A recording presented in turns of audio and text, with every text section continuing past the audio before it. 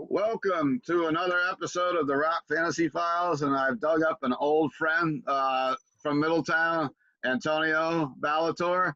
He used to be one of my customers back in the 80s. He played in a band called Derranged, which was a local thrash metal band. It opened up for a lot of gigs in town at like the Rock Palace and the Class here in Middletown, New York.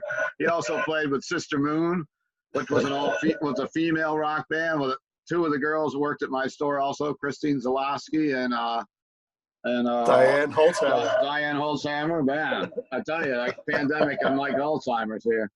And then, he got into music and he moved off to New York City, went off to LA, and I very interesting. He's a good friend of mine. It's very interesting. He got into television. He's had some reality TV, I guess you want to say, and was on HGTV, Animal Planet, and welcome to the show, Antonio. And I guess we'll start off with what you did around Middletown and getting into the music business first, and then you moved off to New York after I don't know what year was that? You were here like in the late '80s, early '90s, still with Derranged. And yeah, I moved out. I moved to the city when I turned 21. Wow. No, 20. No, I moved maybe 24. I moved to the city, back to the city, because I was born in Manhattan. You were old enough to slam some beers down at the bars up here. You weren't that young when you moved away. I think. It's weird, man. It's like been so many periods of my life. I talk to you and then all this shit comes back. I'm like, oh man, I forgot about that. I know. The cobwebs of our minds come out, right? I know. Well, yeah, but Rock Fit actually started with Rock Fantasy and what was Johnny Z's store? Rock and Roll Heaven. Rock and Roll Heaven down in Clark, New Jersey, and then there was the Rock and Roll Heaven North up here in Warwick. Yeah. And then you started out the same time as those guys, or they were a little bit before? No, you? They were a little before me. Of course, Johnny Z on Megaforce Records, and the one in New Jersey. His cousin Harold opened up the shop up in Warwick, and that was before me. Actually, it overlapped some. I was doing the fairs and the flea markets then mostly, and I decided I had like a heat stroke. This story is going to be famous on the show. At one time, and my mom and dad, my mom was a nurse, I'm an only kid, and she's like, that's it, no more going out and doing shows, we're going to open a store. So that was like 85, and I was a customer always, like Harold and his wife would call you up and say, hey, I got this in, and we'd go down and buy vinyl. I opened up in November of 85, and they were before me, Rock and Roll Heaven North. I believe they were still open for a while after. Of course, they weren't probably as happy with me because I opened my own store, but it was just something I needed to do at the time. But our whole area in the 80s was huge for metal. I mean, I remember when Metallica played the State Theater. Yes. When Overkill opened up. I think Raven was supposed to play, but they didn't play. And we had a slice of pizza with them across the street. I think Anthrax opened up before they even had a record out. Yes, there was several different shows you're talking about there. I think is my mind's very fuzzy. Exciter was a big one there. Overkill, I saw Overkill there every single time they played. Anvil played there too. Anvil played. Remember Tortured Dog? They're on the Born to Metalize record. Of course, Ralph Sinise and Ralph Sinise. I played with Tortured Dog for 2 seconds, but nothing ever happened. It's like after all that. So yeah, back in the day, like Metallica played there on the Kill 'Em All tour in Port Jervis. I had Chris Caffrey, who was a good friend of mine who lives in Goshen still, from TSO and Sabotage, and he was in that band Anti then. So you probably saw them open. A bunch of there. Totally. He was an Anti? Yeah, that was Chris Caffrey, and his brother. Yeah. I forgot.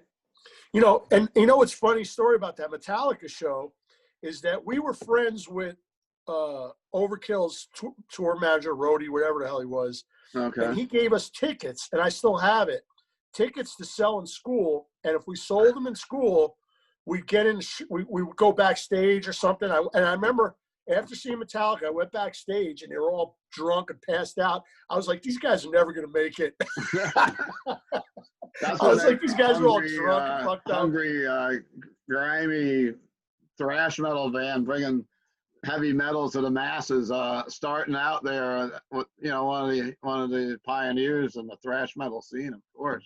Dude, Cliff Burton. I remember seeing Cliff, and you know, the bass solo was big. Was the bell bottoms and just dirty denim. And I'm like, they were. Yeah, they were You great. didn't realize what we were seeing back there, but you were at that show. But I didn't know you back then. And then a few, just a couple months later, they played here in Middletown at the Fast Lane or Rock 3 behind the fairgrounds. You see, I didn't see that. Metallica did. Yes. Yeah, I didn't see that one. Yeah, that was Kill 'Em All. And you were what, in school, high school at the time? Middle school, 7th grade. Oh, so you were in you went to Port Jervis School District? Port Jervis, yeah. Okay, yeah. But that was like growing up, you know, like metal was huge back then. I mean, you know, I was on the bus. When I got on the bus, I was the first one to get on the bus and the last one to get off.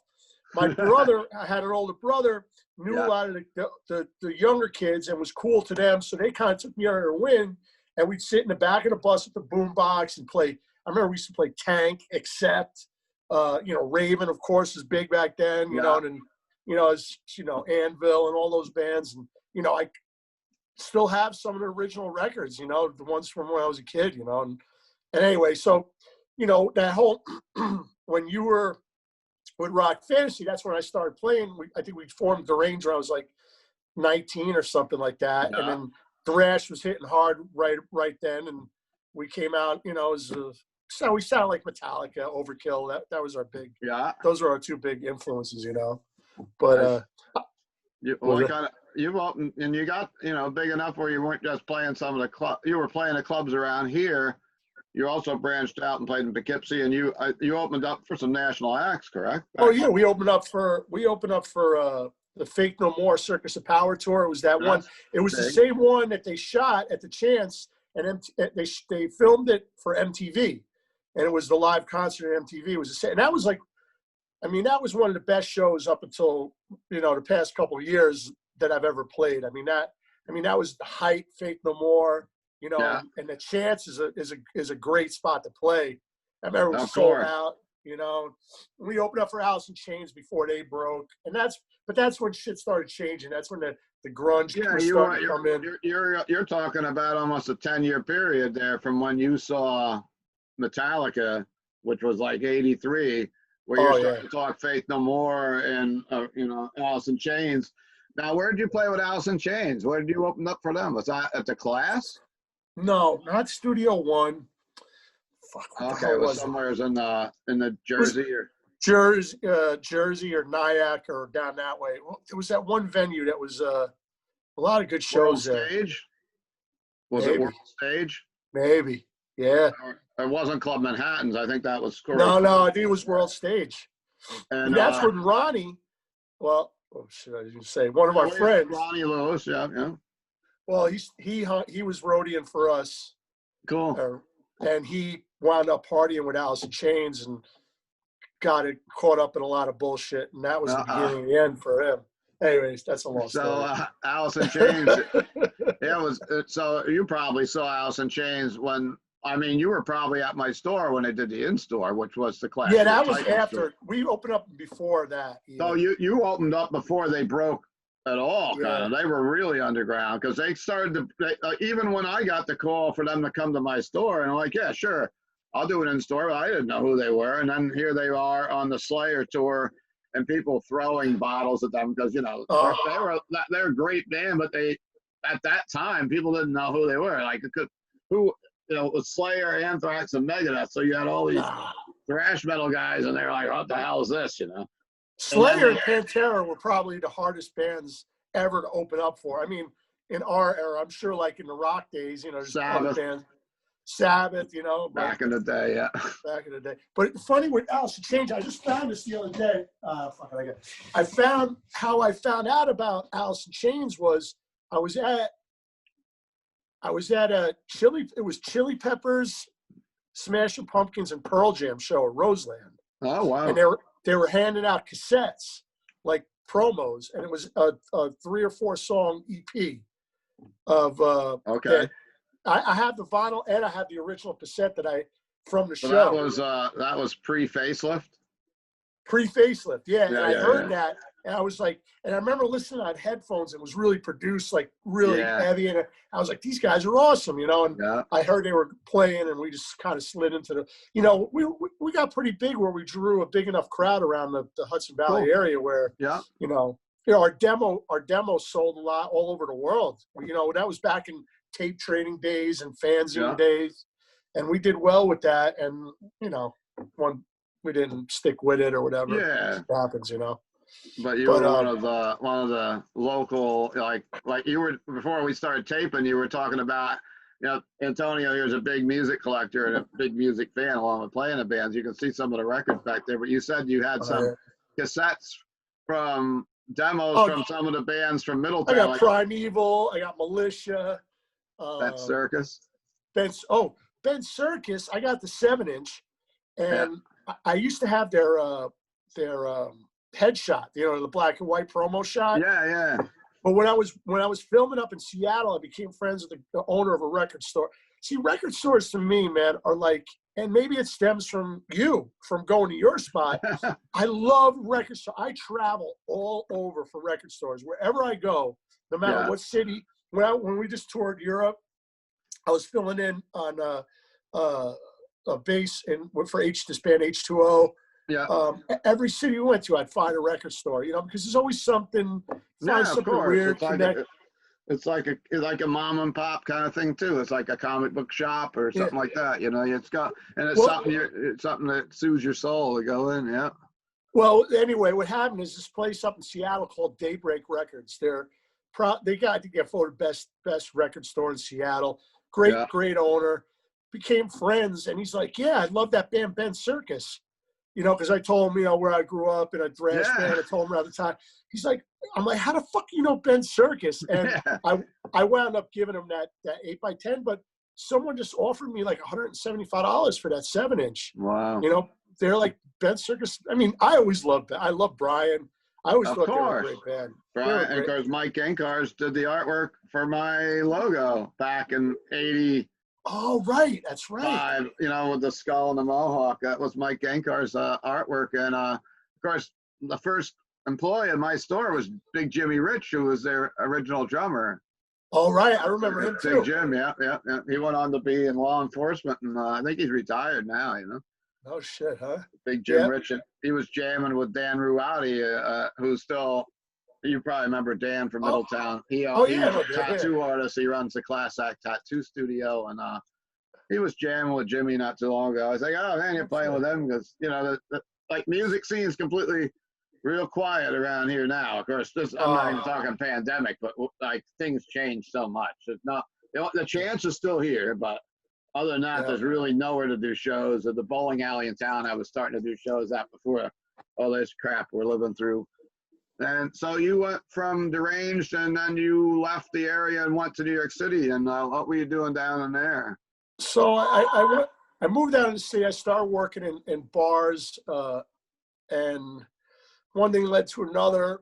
I was working at one place. I was like fixing it up during the day. I was doing all DJing at night, and the owners, my brother knew the owners of this place called Z Bar on 13th and Avenue A. Yeah. And they're like, do you want to run the place? They were going to close it. They didn't know what the place was. A shithole, man. It was drug dealers. It was really gnarly. It was like really gnarly. So they basically just gave me the keys, and me and a couple punk rock kids painted everything black.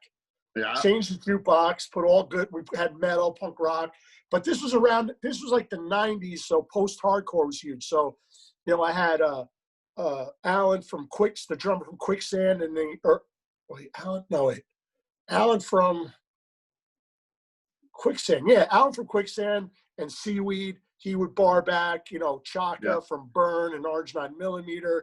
He would, you know, DJ Mark Ryan, Super Touch. Derek, who's now in Sepultura. He was at the front door. That's something else, right? Charlie from, you know, it was all post-hardcore, New York hardcore. Yeah.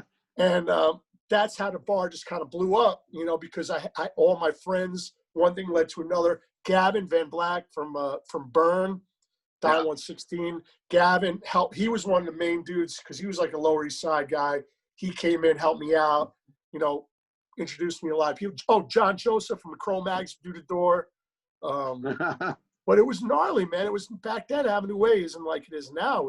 It was like I would go through bouncers like crazy because it was so there was like fights, and I had all the old vintage video games. Oh, did you? Before it was cool, like because one of the owners.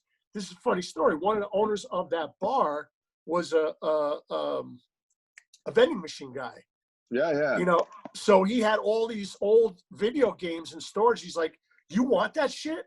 I'm like, "Yeah, man, give me." We Centipede, all the shit, the classic shit. Yeah. And that was one of our things, and we had an illegal basement where I had a bunch of games down there, and having that bar kind of introduced me to a lot of people, and back then, and I wound up playing with Murphy's Law for a couple of years. I toured with Murphy's Law and Jimmy. Okay. Which kind of opened my eyes. I mean, that was the first like real touring I did, and that was like, Murphy's Law is a pretty legendary party band. You know what I mean? And a hard band to go on tour with because you got to be able to do those long tours and party and hang out and be able, like we would get drunk. I'd be drunk by the second song. I don't even know how I did it. You know what I mean? Because they got the Bong song, Quest for Herb, like in every city you go to, kids have like blunts, like, Yeah. They just want to party with you. So that was a good time, man. And I played in some other bands that, this band Rival Schools, before it was Rival Schools, it was called Loaded. And it was Ian, Sammy, who plays in Judge and all that. And then we broke up and they became Rival Schools with the singer from Quicksand. Who else? Like when you're a bass player in New York hardcore scene, post-hardcore, you jump around, you know what I mean? Yeah. And I played with so many different people, and then fast forward 20 years later, I stopped playing, I stopped playing them before I turned 30. I'm 52 now. Okay. 3 years ago, I'm friends with the guys in H2O. Like they moved out. All these New York people moved out to LA, and we all kind of gravitated each other. Became really good friends. So I went, and H2O brought me out on tour. So I just did South America with them. We did all over Europe. At 50 years old, I'm back playing again. It was cool. It was cool while it lasted. I ain't gonna go starting any bands, but that was what I really love to do. Not like somehow I got stuck with TV shit, but I remember when you were out here a couple of years ago, and you were telling me, he lived in town. He came back, and you actually moved back here for a short time, and realized you didn't like New York winters anymore, and it was boring as hell around here. So I bought a bunch of collectibles. Remember Pinball? I still got your camel out back. Oh, you do? Your mechanical camel, yeah, that's out back, and it works still. I finally got it working. Well, you're the one who got me into pinball. Yeah, I didn't. You introduced me. Remember, I was working when I was doing set design. Yeah. After I left the bar, stopped doing music, I started doing set design for like still photography, commercials, and I worked for this guy called David LaChapelle.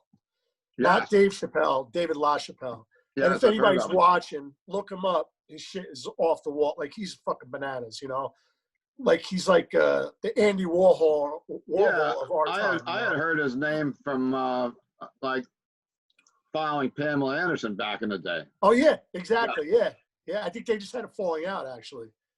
Because he used to do like all kinds of photos of her and whatnot, right? Yeah. We shot Pam Anderson a bunch of times. I worked with her a bunch back then. I was real jealous back then when you told me that. I was like, man, you're hanging out. So anyway, I bought the Elton John pinball machine from you. Yeah. For his studio. I bought another one for his studio. That's right, because they were in my basement at the time. They weren't like really working, but you just needed them for sets. The Ted Nugent. The Ted Nugent, I had that forever. I had the body upstate and I had the back glass, and I moved so many times, and I picked it up once and it just like blew up. That will happen because I still got the cabinet from you when you were here. I gave it to you last time. But then it's like, well, where's the head? You didn't have the head at all. Not even. I mean, the head we could have got it working, but it's just a decoration now. fast forward just before the pandemic, Yeah. my last show that I had on Animal Planet called Animal Cribs, Yeah. Ted Nugent and his wife were fans of it. Oh, and they Ted were. Nugent, I did a Zoom with Ted Nugent and his wife because they wanted me to do some stuff to their new house and design some stuff for them. And he got on the thing and we were talking. He was, Ted Nugent, funny. We're talking shit. He's like, yeah, I heard you played in bands, punk rock. He goes, yeah, I was playing punk rock and Amberry Dukes back in, he was talking all this shit.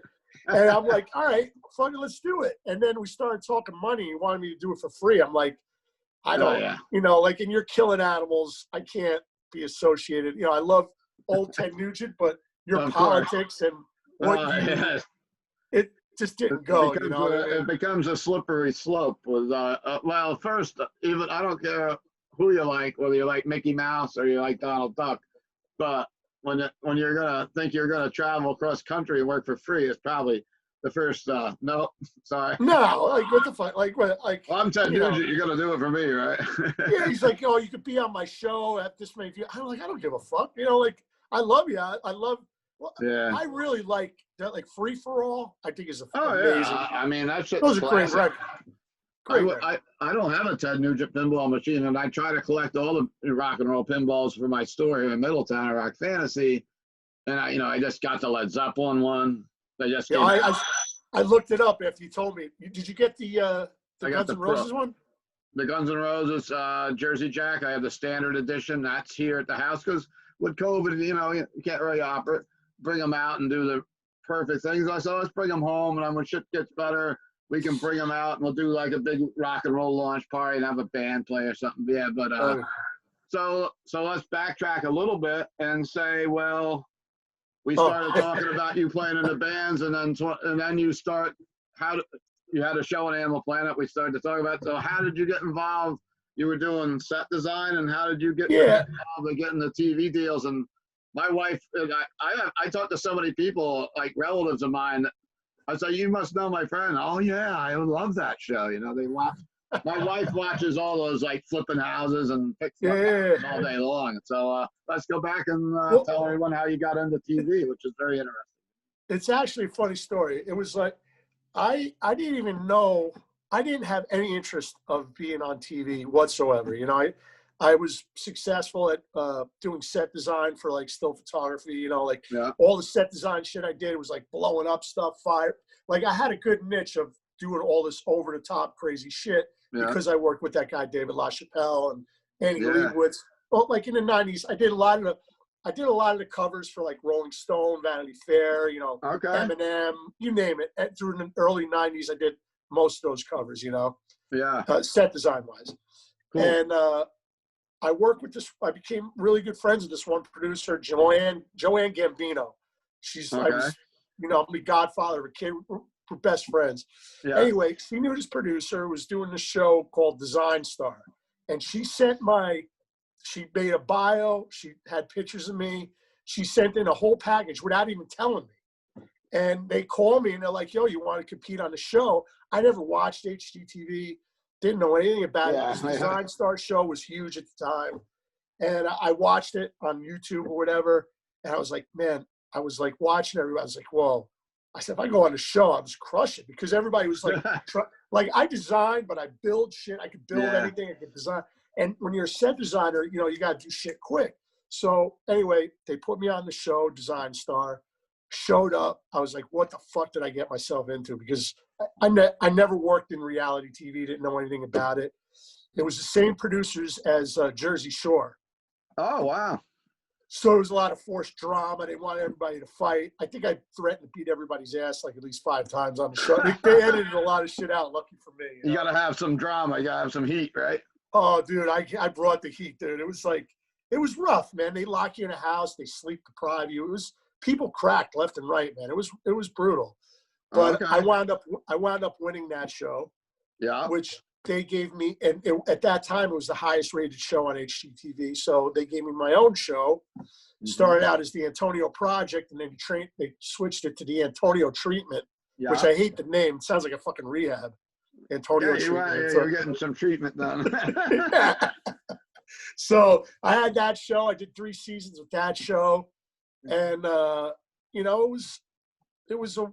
40 years old, I had this whole thing of fame and started over and flipped it like Hollywood bullshit. And, I bought the car. I was making a lot of dough. I was balling. I drank the Hollywood Kool-Aid for a little bit there and then lost the show. And then a couple years later, I got Animal Cribs. Yeah, the Animal Cribs I thought was really cool. Just because I'm an animal lover and my wife is too. And of course, I brought Daisy on tonight, and Antonio promised that he's going to bring a couple of his doggies out before the show's over, at least. This is the other ones are with their mom in the other room. This is Nessie. She's a senior. She's our latest rescue. She's blind. Mm-hmm. Pretty useless. She's like a chromosome away from a loaf of bread, but she's sweet. And then I got the other two rescues. But that's how I got the show, the Animal Crib shows, because of Chewy. You met Chewy. Of course, Chewy was famous from your other shows. I mean, people would watch those shows just to see Chewy, I think, too, right? If it wasn't for Chewy, I wouldn't have had a career. Chewy was a bulldog. You got a picture of Chewy we can show on you got one sitting around or no? I don't have one close to me. Oh, okay. Here. Oh, wait. There's one. Oh, up there. Can you see? There's a painting of him up there. See up there right next to Mr. T? Oh, yeah. Right between Mr. T and the lightning bolts. There, I see him. Yeah. Yeah, Chewy. Chewy was a really special dog, special animal. They all are. You know what I mean? Special soul. Yep. And you go to your dogs, man. It's they're part of your family, man. And that's why I connected with this show, Animal Cribs, so much, is because I always would bug out with Chewy and make stuff for other people, and always, love their animals, dogs, cats, whatever it is, So like for people that don't know what that is, you would go around to an individual's home and you would just make this totally crazy layout for the pets. For anything. I mean, we did. This one guy had a 20-foot python he rescued like years ago, and he had another 10-footer, and he had all these snakes. I built out this whole basement with rocks and waterfalls. We did stuff for dogs, cats, you name it. I saw like one where there was all like walkways going across for the cat, and which is now where they could go outside and let themselves back in, and like really cool stuff. And that's still on. It's still on. My wife was looking the other day, and I think we were talking on the phone, and she goes, "Yeah, they're still on one of the channels, syndication or whatever." Yeah, it plays all over the world now. It's all over Brazil now, and or South America. And so there's a rock and roll connection with the Antonio treatment, though, too. Like, what are some of the interesting celebrities or rock and roll people that you've met from the show, living in LA and stuff like that? Well, from the show, I've gotten calls from, Debbie Moore and all these different celebrities like that. But through set design, I got to work with a lot of cool people. And, I got to work for Kiss. I got to work with Lemmy. You did? Dude, we did a shoot for Lemmy. And we shot it in Hollywood, and my friend, dude, Kenneth Capello, was shooting it, photographer. And he put me on the job just because he knew I love Motorhead. And he's like, yeah, he's like, bring an American. I was a set props guy. So he's like, yeah, bring American flag. So I bring American flag, set it up. And then I wind up start talking to Lemmy.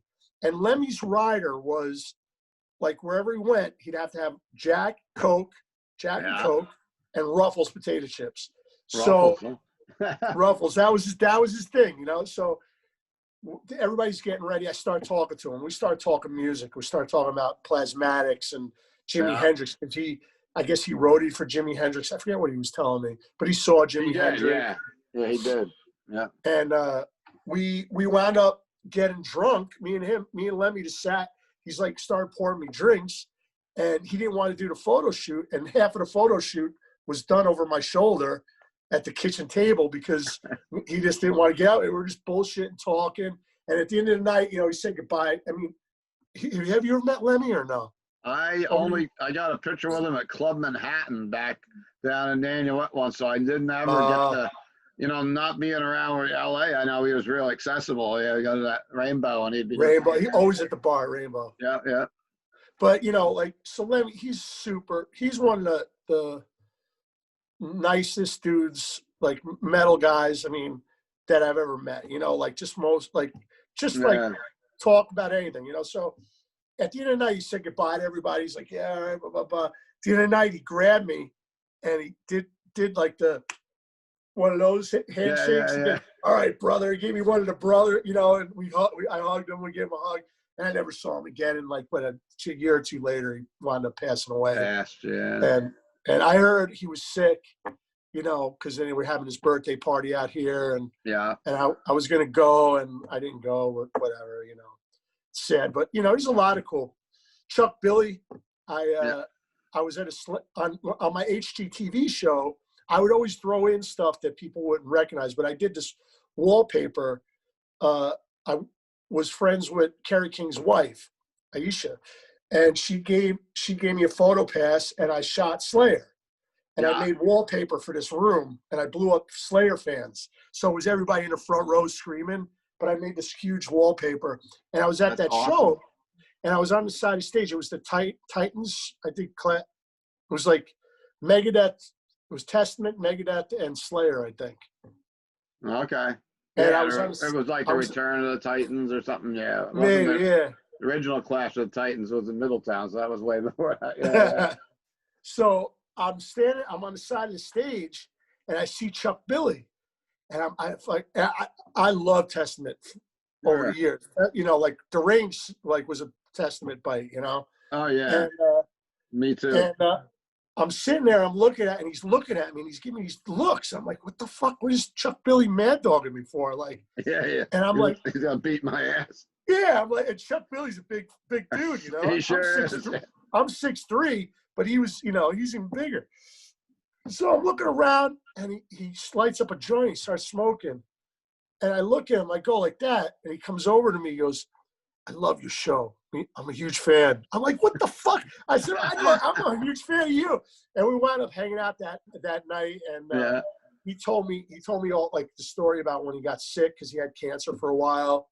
Yes. And he told me all this heavy shit about how he almost died, and we were crying and shit backstage. I remember that story, where he went out in the desert with the shaman and everything. Yeah, with the shaman, he told me the whole story. Yeah. And then this wind came through his backyard, and he coughed up all this blood, and then the cancer was good. He went to the doctor, and cancer was gone. Some crazy shit. Amazing. Yeah, and I mean, that guy's another one of the great guys. Great dudes. Yeah. But along the way, so many people.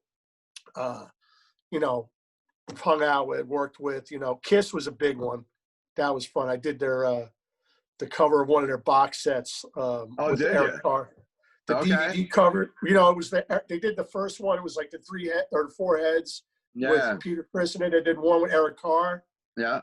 I did that cover and did the interviews. I made these big sets, and I actually made a miniature of the set and had them sign it. And it was VH1 Rock Honors with Kiss. Yeah. And I was sitting there, and they were doing an interview, and I'm sitting on the side, and Paul Stanley was forgetting everything. And I'm like, answering all his questions. I'm like, I know that one. And then after a while, Paul Stanley was like, just pointed at me and be like, what is it? And I'm like, 1978, super fan. So, but Gene was super cool. You hear stories about them as far as whatever, Kiss, as far as how they are business-wise, but they were really sweet to me. Gene was fucking around with me, joking around and shit, and Paul was cool with me. So, this is a funny story. What's that? I feel like, Bob Gruen, right? Bob Gruen, he shot John Lennon with I Love New York. He shot New York Dolls. He did Zeppelin in front of the plane. That famous picture. Oh, yeah. That's a classic fucking picture. He did the Dress to Kill album cover. Yes. So I became friends with Bob Gruen, and Bob Gruen would always tell me all these Kiss stories and New York Doll stories. And one night, I was back in New York, and my brother was friends with Bob. He got a call. He's like, "Why don't you come meet me out?" I met him. He was hanging out with Ace Frehley. Oh, wow. So I went and partied with him and Ace Frehley all night. And I was hanging out with Ace. Me and Ace were drinking, laughing. I didn't understand one fucking word Ace said the whole fucking night. I don't know what the fuck. He was, he was wasted and talking shit. He had that Ace Frehley laugh. But, Bob told me the story of a Dress to Kill album cover. Like he wanted them to wear those suits, but they didn't have suits. So those are all Bob Gruen suits. Maybe Gene had one or something. But, like he would just tell me all these random stories about, cool, New York Dolls. And so, it's fun. Like my jobs have brought me down that road where I've gotten to meet a lot of cool people. And very interesting lifestyle for sure. It's very cool. Like to come out of Cutterbackville to go all do this stuff, God bless you, Yeah, exactly. But fast forward, moving back, when I the last time I moved back, I did the one winter upstate. My show got canceled, the HGTV one. My dad passed away. Yeah. I finished. I had a spot. I had two spots, spot in LA and one in Vegas. And I was going back and forth, and I got really burnt out. So I decided to move back to New York and move upstate. And I was up in the woods. Oh yeah. Chewy. I've been to the house. The house was amazing. I loved your dad's your house. Your dad's house was just awesome. Crazy artist, like 60 years worth. I was super close to my dad. Him passing away, the show canceled. So I moved to that house in the middle of winter, depressed, and I was like, I remember the last job I did was for Kettle One, and they gave me like a month's supply of Kettle One. So there's a snowstorm one morning. I hear on the door, and this guy shows up with a case of vodka. Drops it at the doorstep. So I started drinking a lot back then, and it was a rough winter, man. But and that was one of those winters you came back here, and it was like Siberia here, too. Like this year, we've had like 2 snowstorms. Last year, I think we had 1. But when you were here, I think it was like snowing every day. Back to back, snow. Like me and Chewy, our faces up against the glass. Like, what the fuck did we do? And Chewy never saw snow before, did he? Fuck no, he didn't want to. I had to shovel. He didn't want to go. He put 2 feet in and be like, "Fuck you," go walk back inside. And I remember you hanging out with me a little. Then you came down to the store, and that's when I met Chewy. And and then you went out. I think we went out to eat and saw a band at Brian's Barbecue. I don't remember who we saw, but we went and hung out. Oh yeah. What the fuck was it? Or was it a Sabbath cover band or something? Or might have been, yeah. I mean, a lot of good cover bands there. It was like finally we had a music venue, and of course that's gone. God, with the pandemic, probably would have never survived anyhow. Yeah, this pandemic shit is fucking crazy, man. I'm getting conditioned to staying home, and doing this show really helps me a lot. Just gives me something to do, It's like I'm so used to going and doing. At least now, like we've been doing the show, and I want you to. You're going to be a guest host of the show, and we're going to do a show on Kiss in a couple weeks. So all right. I'm going to ask you to find a couple of your friends. I'll get a couple of the regulars, and we'll get on and we'll talk Kiss. Maybe we should get Kishka. Who's Kishka? You don't remember Chris Kishka? One that hangs out with Ace, really. He's a Kiss expert. Oh, yeah. Oh, Chris, yeah. Chris, yeah. He calls me once in a while. Yeah. He's out here. He's got the Jaws collection, right? Yeah. Yeah. He moved out by you, too. Yep, he's out in LA now. And he moved out from here. He came back I saw him briefly last winter because his dad passed away, unfortunately. And they kind of think that his father had COVID. It was before we knew about the COVID. And I didn't attend the wake. I was going to, and I was so busy doing something else. And Ace was at his dad's funeral. Oh, really? Yeah. Ace moved back out here, I guess, now. Really? Ace is back in New Jersey because I see people like on social media say, "Hey, I saw Ace Frehley at like Target or something," That's funny. And like, no, he goes, Chris is like, "No, it's not Target. It's probably either Lowe's or Home Depot because he's always in those stores." Oh, really? That's fixing shit up. Yeah. Ace had moved to California, and he's back in New Jersey. So. See, it's fucked up when you move out here, man, to LA. You get Mm-hmm. spoiled, and you know, Yeah. it's right today. It's like, I don't know, 70 degrees, sunny. Every day's Perfect. sunny. Oh, Here dude, it's like I got shorts on and you know, like yeah, yeah. you know, every day, you know, like. But when the pandemic started, I was living in downtown LA, which is like kind of like a little city area.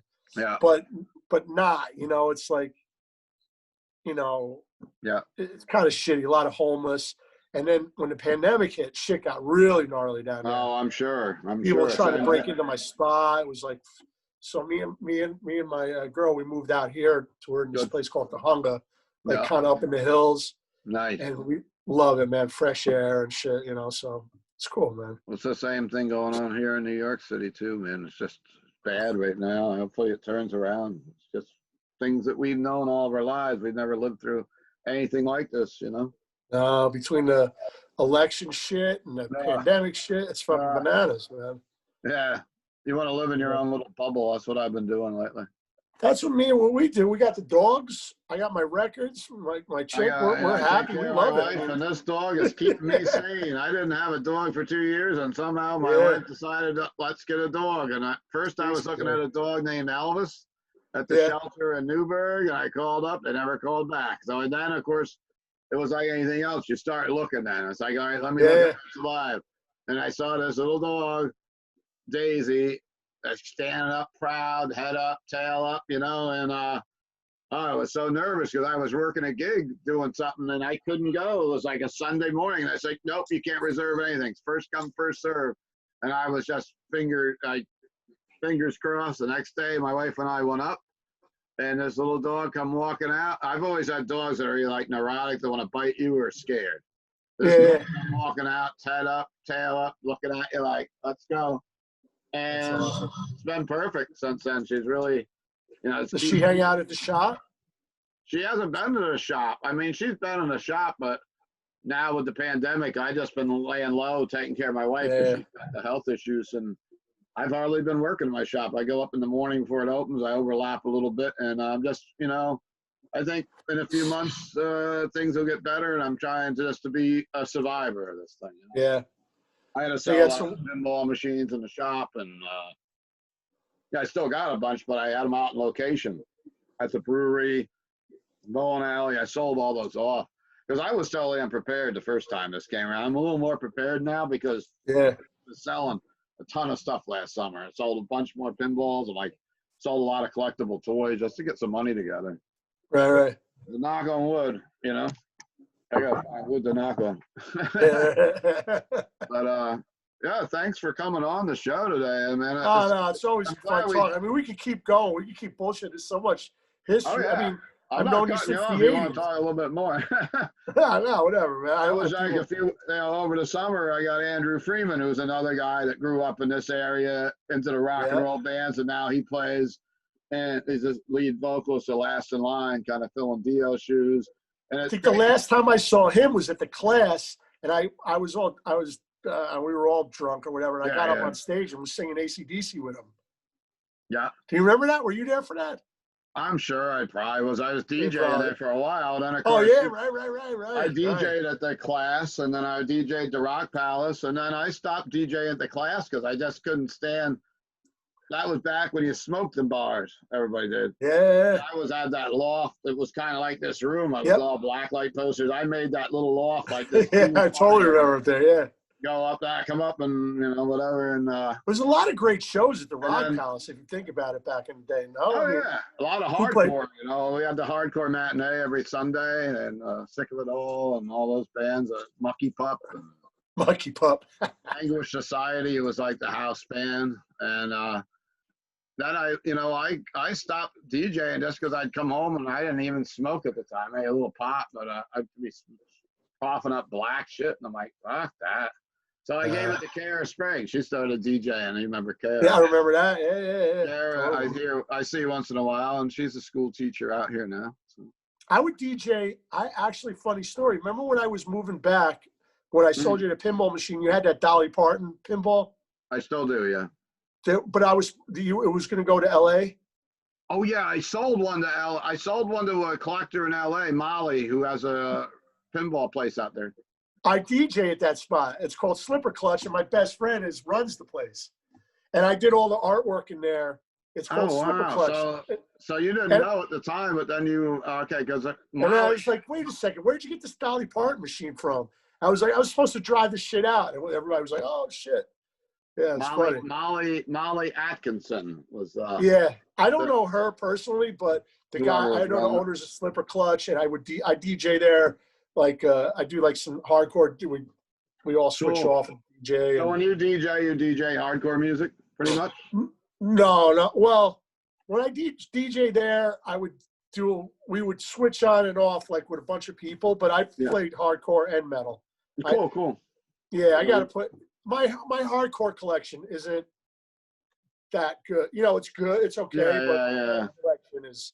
I got my metal's much more, and a lot of it came home here for the pandemic. Because I'll hang out in this room. This is where I listen to records, or I'm doing research on a show.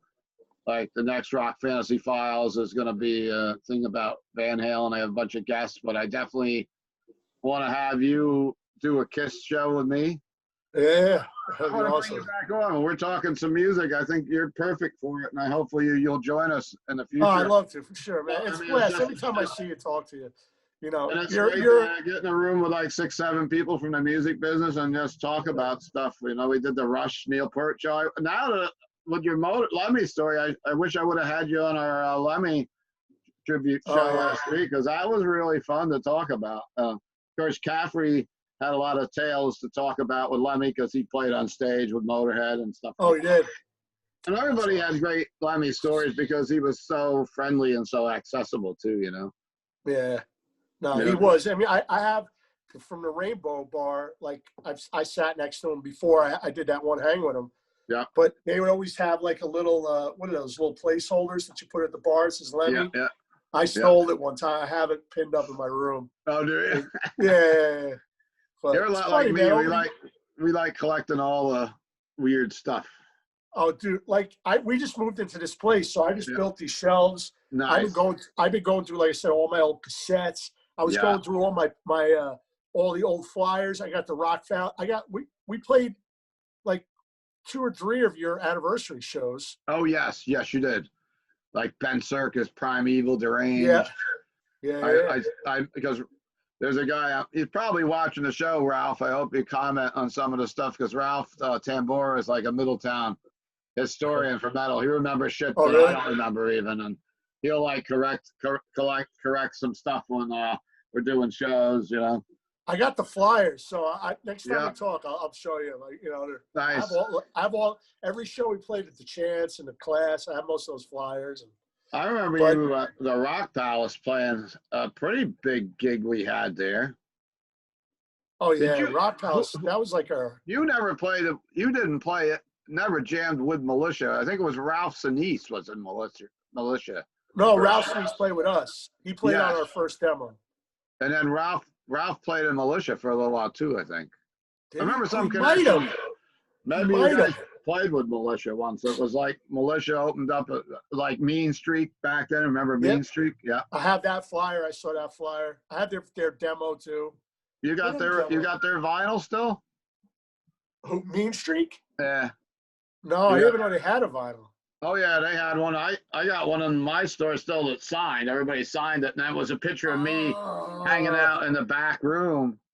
Remember the old Rock Palace? So like the dressing room was like what was a kitchen at one time, and it was like it was me and Mean Streak and Sepultura all hanging out in that room. I remember the Sepultura show. I remember Nuclear Assault show. We brought. I think one of my friends sold Danny Nuclear, because Danny was like one of my favorite bass players. Yeah. Still for metal. He's like one of my favorite metal bass players. But my friend sold him a bag of weed, and we drove him to Arby's to get a beef and cheddar. I remember the whole ride. He's just like, beef and cheddar, beef and cheddar. I'm like, does this guy have anything else to say besides beef and cheddar? But hungry. I just got that Nuclear Assault reissue. I have the original, but I got the Game Over? Yeah, I just got that. That came in my store last week. Yep.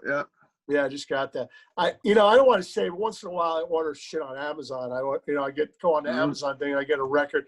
You know, like now with my record collection, I'm buying doubles because the old, like I have my original Destroyer, I have my original, I have the original Metal Massacre, but they're all fucked up because they're from when I was a kid. So I'm buying seconds now. Yeah, of course. And then you get the new remastered versions, with extra stuff, and it's cool. I do the same thing, and I mean, I don't have any of my original vinyl because I thought it was going away with the dodo bird 20 years ago. Like, no one's ever going to listen to these again. And then all of a sudden, boom, it came back. Same thing with my store.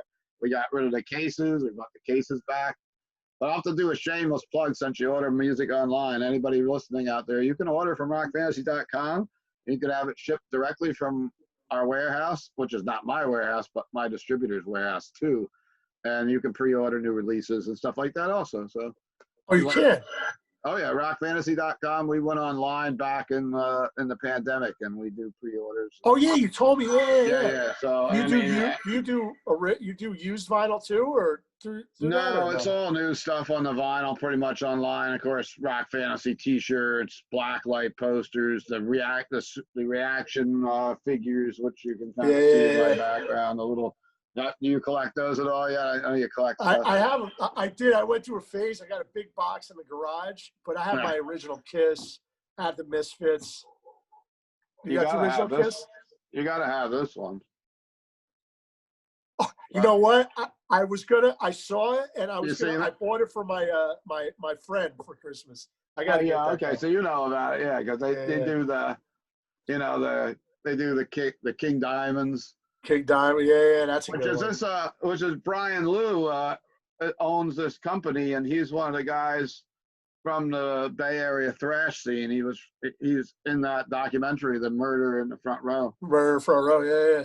And I never knew, as I met him before at Toy Fair and stuff, and I'm like, it's cool you do all these metal figures, not even really putting two and two together in my head, that this guy was the photographer that was taking all the classic photos and all the shows at the in San Francisco back in the day. Before we go, what was your first concert you ever saw? First concert I ever saw was here in Middletown at Ock. Next to my house, where I walk my dog almost every day through the college, is the campus, Orange County Community College, which is Meatloaf Bat Out of Hell tour. Oh, that was big. That was huge. It was big, but it wasn't big then because it was when it first came out. No one really knew what it was. Oh, it was kind of like us with Alice in Chains or anything else. They played there and then they blew up, after. A lot of people. Probably the first I didn't know until later on that Meatloaf sang on a lot of those Ted Nugent records. Yeah, he did. Yeah, on the Free for All album. Free for All. If he played on another one too, or maybe. Just I think so. Maybe But and I saw like Average White Band. I think back around then too. If you remember them, there's like funky stuff. And then my first like arena show was '78. Was at the Giant Stadium. It was new. Now it's not Giant Stadium anymore. It's gone. But it was at from Cow Jam '78. It was Aerosmith, Ted Nugent, Frank Marino, Mahogany Rush, and then some band named Journey opened up. Oh,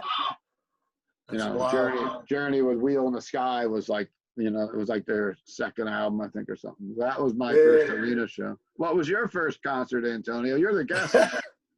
No, first concert was Johnny Cash at the Playboy Club in Vernon, New Jersey. Oh shit! You remember that place, right? I was like I never made it there. I was too young to get in when that was open. I don't know how you got in. But I was 10. I was maybe 10 or 12. It was. I have a Polaroid with me and the bunnies. One of the buddies.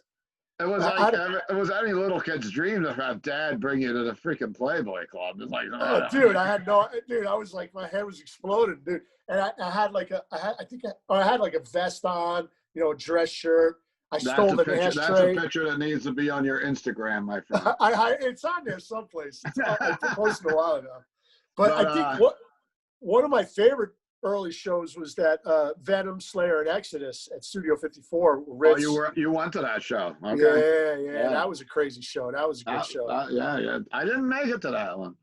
That was. I used to love Venom. You like Venom? Oh yeah, Venom. I mean, I was bigger than the Slayer, of course. Yeah. Do you remember there was two Slayers? Yeah, there was another Slayer, but not not the Slayer from California, right? No, they were like they had to change their name. I googled it the other day because I found a cassette of that the other Slayer, and I was talking to Derek from Sepultura about it. He was like, "There wasn't another Slayer." I'm like, "Yeah, there was another Slayer back way in the beginning, you know." Yeah, I'd love to chat with Derek. I've met him before, you know, in the past. Oh, he's a great guy. Meet and greets with him, and I've seen Sepultura, and you know the original members that are still in Sepultura remember coming to Rock Fantasy so many years ago. You know, somehow at least they pretend to, at least when they see. Yeah. I met Max before, you know, when we were playing when we played. When I went to H2O on tour with them, they played a couple of festivals, and Max's band opened up or played or whatever. But yeah, we could go on and on. Next time we'll keep it going. We'll definitely. That's your homework for me. Thank you so much for your time and coming on my show. Anytime, brother. Touching base, man. We always get along so good. It's so bad. Too bad we're hundreds of miles away, thousands of miles away. Doesn't matter. We'll have to. I want you to set up. We'll do the best of Kiss in a couple of weeks. We'll talk Kiss, and maybe you can get Derek or somebody on your. Oh yeah, I'll hit him and see if he can do it. Yeah, their new album is great, by the way. Did you hear it? Quadra. Yeah, that's a great album. You know what? It was under the radar for me because it kind of came out when I was getting shut down, and for some reason, my One Stop never picked up the vinyl for Quadra. I only sold the CD, and I really need to discover that record. Oh, it's there's a lot of good thrash. There's like the production's great. It's a good album. Yeah. I've had people say that is in their top 10 from last year. A couple people. Yeah. Talking how good that album is, and I always thought they were good. And then you got the whole people. Oh, it's not Sepultura without Max, and you know. No, you know what other good thrash record? That last Sacred Reich record was great. Sacred Reich, yep. The last one, the New Testament from last year. Yeah, I love all that shit. Was good. The new one, my number one album for last year was Enslaved. Utgard. Oh, really? I never listened to them. I love the new Deftones too. See, everybody I had a Deftones period where I got oversaturated with Deftones, but I gotta listen to that too. Maybe revisit that one. Yeah, I will. If you want to go, if you want to look into the channel, you can see we did a couple top 10s for the year. I had had some celebrity guests on for that. I'll cue you in for next season for that. You know, definitely. We did our top 10s. I had Lewis from. He's a manager of Enslaved was on. He's been with Prosthetic and Napalm and a bunch of guys. He was on. Plus Will Carroll's a regular on the show. John McAtee from Incantations, usually on my program too. I forget who else I had on that. Mike Score from Lot War, which is another you know, and then we had last week. All Out War was they're Hudson Valley, right? Yeah. All Out War, Eric Carrillo. Oh yeah, because we played with All Out War. Yeah, you remember Danny Carrillo too. Danny was Violent Plague, and Eric Carrillo and Mike Score are still doing All Out War, man. Yeah, I know. I see their records still. They go to Europe, they go to Japan and stuff when things are normal. Awesome. What about Poor Excuse? Poor Excuse, Dukester still does all my like one of my Rock Fantasy shirts. Still prints my shirts. So really? He's in a band called Four Gun Ridge now, which is kind of like a Johnny Cash, like that style of like country. Really? Yeah. Tell him I said what's up next time you talk to him. Oh yeah, maybe he'll watch this program. I think he does. What's up, dude? He's making me up some shirts. So if you ever need screen printing, Dukester will make you some T-shirts if you need some. Awesome. That's a good hookup. Shirts. And if anybody, just a quick plug for me, bornwithatail.com is my site. I got merch on there and all that. T-shirts. Yeah, I always wondered what was that all about. What was it called? Born with a Tail. Born with a Tail comes from a Super Sucker song. You know, Born with a Tail, like this tail. Yeah, like that. But Born with a Tail is you know that band, the Super Suckers, right? Yeah. Yeah, it's one of their songs, and I just call it the name of my company, and you know, I have a bunch of merch, you know, Live Fast, Pet a Dog, kind of shit like that, and because I remember seeing like on your TV shows, you wearing a shirt like that, and I was wondering what it was. Yeah. Yeah. I wore, I wear a bunch of. There's a tail. They born with a tail. Look it up.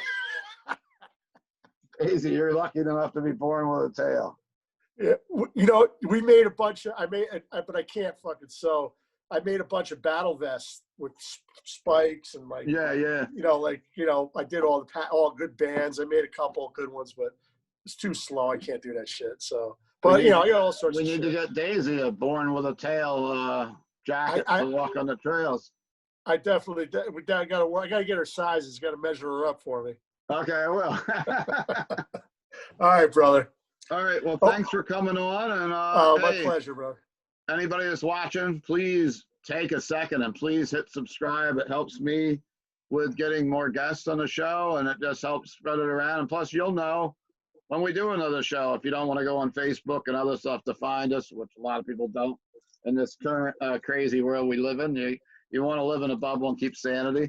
But if you like listening to the shows, please comment on anything we're talking about tonight. If you knew Lemmy or any ideas, or you're a fan of Antonio's shows and want to talk about some episodes, and we'll check it out. Awesome, man. Always great talking to you, brother. Thanks, Antonio.